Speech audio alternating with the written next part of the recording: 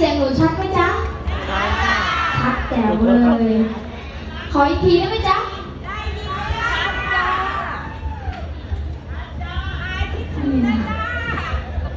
อะไรนะคะหายคิดอ้าวงั้นหนูกลับดีกว่า มาแล้วหายคิดถึงหนูให้คิดถึงไปนานๆดีกว่าเบาเสียงในหูลงหน่อยขอบคุณค่ะข้างหลังจ๊ะยกมือหน่อยโอ้โหหน้าประตูยืนออกกันอยู่ตรงนู้นนะคะ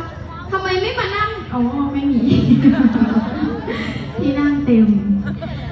มาอยู่ข้างหน้าด้วยกันใกล้ๆได้นะหน้าเวทียังว่างอยู่เลยมาอยู่ใกล้ๆกัน เดี๋ยวฟังเพลงบทเพลงเพราะๆกันก่อนนะอีกสักหนึ่งบทเพลงเชิญรับฟังค่ะ